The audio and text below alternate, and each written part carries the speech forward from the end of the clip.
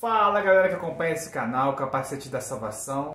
Antes de começar esse vídeo aí, preciso que você se inscreva no nosso canal, compartilhe, dê o seu like, por gentileza, para a gente continuar propagando a palavra do Senhor. Nós estamos também com essa série maravilhosa, O que a Bíblia Diz. Nós estamos aqui com o nosso pastor. Um abraço para a galera aí. Beleza, gente? Um abração para todos. Se inscreve aí, comenta. Beleza? Ó, abração para o pastor Malaquias, nosso discipulador. Aquele que tem a unção do suricato, que fica com aquele pescoço assim alto, percebendo tudo. Abração para o bispo Gessé. Estamos aí com o nosso discípulo sempre presente, não é? E vamos que vamos. Vamos nos alimentar dessa palavra aí, porque esse alimento é bom, hein? Hoje eu tenho aqui uma passagem, que está lá em... Pertinente, né? Primeiro Reis. Que as pessoas geram uma dúvida também. E à luz da Bíblia que hoje o nosso pastor vai estar comentando, passando o que a Bíblia diz, como a série realmente fala. Para vocês que estão em casa aí, vamos ler aqui 1 Reis, capítulo 17, do versículo 1 ao 6. Diz assim: Então Elias, tesbita, dos moradores de Gileade, disse a Acabe: Tão certo como vive o Senhor, Deus de Israel, perante cuja face estou, nem orvalho, nem chuva haverá nestes anos, segundo do minha palavra. Veio-lhe a palavra do Senhor dizendo: Retira-te daqui, vai para o outro lado, lado oriental, esconde-te junto à torrente de Queride, fronteira ao Jordão. Beberás da torrente, e ordenei aos corvos que ali mesmo te sustentem. Foi, pois, fez segundo a palavra do Senhor, retirou-se, habitou junto à torrente de Queride, fronteira ao Jordão. Os corvos lhe traziam pela manhã pão e carne, como também pão e carne ao anoitecer, e bebia a torrente. Então, versículo 6. Os corvos que levavam alimento para Elias, pastor. E Elias era um profeta, era um homem íntegro à face do Senhor.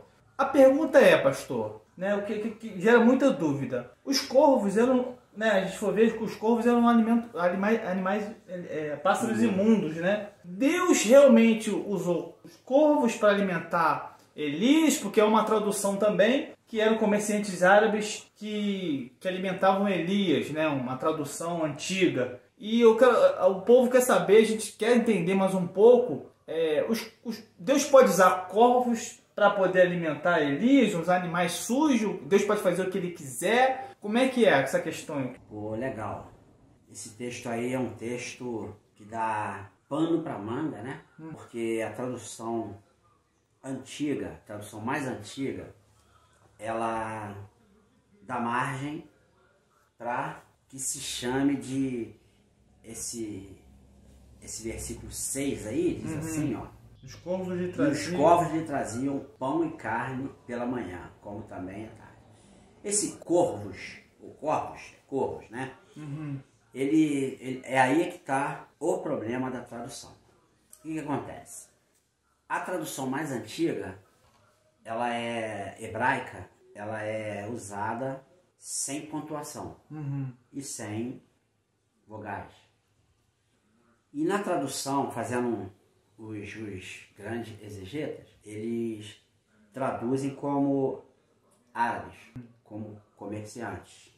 Os exegetas, eles são pessoas capacitadas, que se dedicam, são pessoas eruditas que se dedicam o nome já fala, a fazer uma exegese do texto, aquele exame profundo da linguagem original, na tradução. E a linha conservadora ensinam que o problema da pontuação vem para o texto massorético, que são os tradutores mais modernos. E essa tradução mais moderna, 98% das Bíblias, das traduções bíblicas, preferem essa, corvo animal. Mas qual é um dos problemas que nós podemos considerar com o corvo animal? O corvo é um animal imundo. E na lei de Moisés, lá em Deuteronômio, diz que dele tu não pode comer, não pode tocar, senão tu se torna imundo. E Elias, o profeta, representante dos profetas do Antigo Testamento, é o profeta dos milagres, ele guardava a lei. Ele não ia tocar em corvo, Mas aí vem a pergunta, e aí, Deus podia usar um corvo, um animal imundo, para ir lá pegar a comida e levar lá para Elias, o profeta que era santo, porque Israel era santo.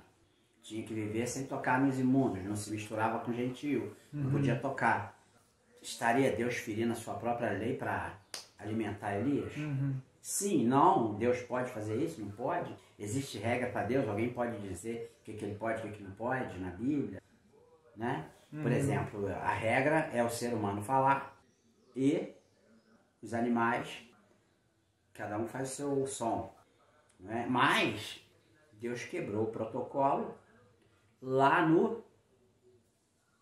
na mula de Balaão. Uma mula falou. Né? Mula fala? Não. Mula não fala. Mas aquela ali falou. Então ali Deus quebrou o protocolo. Mas lá no jardim teve um animal que falou. E não era Deus não. Que estava usando não. Mas falou também.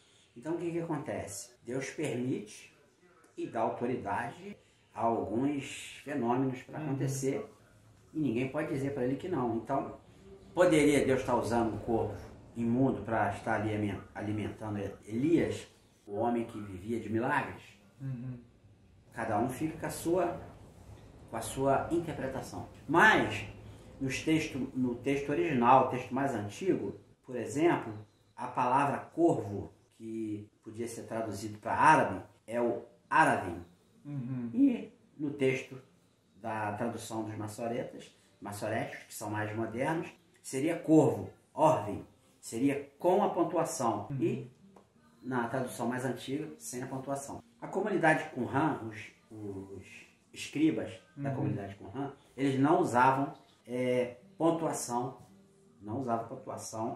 e para quem não sabe, a comunidade Qumran era uma comunidade ali próximo ali dos essênios, que viviam numa comunidade separada, não se misturavam, eles se dedicavam à tradução, eles tinha muitos escribas lá, e eles eram totalmente separados. Existe até a possibilidade de João Batista ter sido criado lá pela vida que João Batista levava, porque ele vivia no deserto e o tipo de alimentação dele, possivelmente ele teria vivido nessa comunidade em Qumran. E em Qumran tem alguns achados que são famosos, como os achados de Qumran, que são vasos de barro, que foram achados com manuscritos dentro desses vasos, em algumas cavernas, existe bastante. E existe até uma história famosa que um beduíno estava procurando seus bodes, e ele jogou uma pedra dentro de uma caverna e ouviu o som de quebrar um vaso de barro. Aí ele foi lá e ele achou um dos achados dos livros de Isaías, né? E existe lá essa possibilidade, existe essa comunidade ali que vivia no deserto, e eles tinham os escribas entre eles, e eles eram especialistas também em escrever. Escriba, eles se dedicavam a transliterar a lei, eles eram ótimos para isso. Então o que acontece? Aqui tem esse problema da tradução. Esse problema da tradução tira o crédito da Bíblia? Não, com certeza não tira. Por quê? Porque um tradutor fez de um jeito, outro tradutor fez de outro. Mas a história aconteceu? Sim, aconteceu. Com certeza. Houve ali um milagre? Houve. E se porventura não era um corvo ave, se eram os beduínos que alimentavam Elias? Se essa tradução for assim mesmo, aliás, a que é mais usada é a maçorete, que seria o corvo. Se fosse alimentado por um animal imundo, tudo bem? Tudo bem. Ele foi alimentado e fim de papo. Deus é soberano. Isso aí. E se não? E se foram os beduínos que alimentaram, que sustentaram Elias? Amém também. Da mesma forma aconteceu, né? Deus sustentou. Né? Ele prometeu que ia sustentar 2 vezes por dia, sustentou. Então, existe o problema da tradução. Existe o problema não só para eles, mas como existe também do inglês para o português, do grego, do hebraico para o inglês.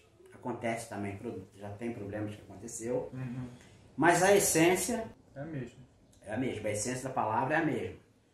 O que nós vemos em Gênesis, a mesma promessa, o mesmo pensamento. Vamos até Apocalipse com o mesmo pensamento. Agora, há pessoas que querem se apegar em detalhezinhos, tipo quantos filhos Adão teve, e se a mula falou, e se o mar vermelho se abriu. Você foi no Mar Vermelho, né? Como no vídeo anterior, você precisa assistir o vídeo anterior, que a gente fala da questão do Mar Vermelho, erro de tradução ali, né? Vamos entrar nesse detalhe. Não, assiste o vídeo anterior que você vai saber. Então o que acontece? Tem gente que quer saber, quer ver a Bíblia escrita em ordem cronológica. Mas a Bíblia não é escrita em ordem cronológica, né? Deus não está preocupado em acrescentar todos os detalhezinhos explicadinhos para nós. Ele está preocupado de mandar aquela mensagem da essência, que é Jesus. A essência da mensagem da Bíblia é Jesus, é a salvação, é a vida eterna. Não é esse mundo aqui, detalhezinho de isso, detalhezinho daquilo. Isso aí. Então, existe a problemática, está aí. Quem quiser escolher o texto massorético, que fique com ele. Quem quiser o mais antigo, que fique com ele. Mas o importante é ficar com Jesus. É verdade. Então, galera, esse vídeo foi para trazer a luz da Bíblia aqui, né? O pastor trouxe aqui as duas ideias das traduções. Independente da tradução A ou B, nós temos que continuar crendo no Senhor, né? Deus não tem nada que explicar nada pra gente, nós que temos que explicar para o Senhor. No grande dia vamos explicar para o Senhor, né, o que deixamos de fazer, o que, né, às vezes a gente fica se apegado em detalhes, como o pastor disse aqui. Deixa eu cortar só um pouquinho. Mas Jesus falou que nós temos que estar preparado para explicar com paciência a razão da nossa fé. E a razão da nossa fé não são esses detalhezinhos de ordem cronológica e muito menos de erro de tradução de um escritor para o outro. Nós temos que explicar a razão da nossa esperança, ter paciência e estar pronto para explicar sobre Jesus. Show, pastor! Então, esse é o nosso vídeo de hoje. Compartilhe, se inscreva no nosso canal, deixa e ative o sininho para você receber mais notificações, mais vídeos aí. Pastor, manda um abraço aí pra galera. Ó, abração para vocês, abração para todos. E vem mais vídeo legal aí, porque a palavra de Deus é muito rica e tem muita riqueza, muito alimento para nós aí ainda. Show, pastor! Um abração aí. Um abraço!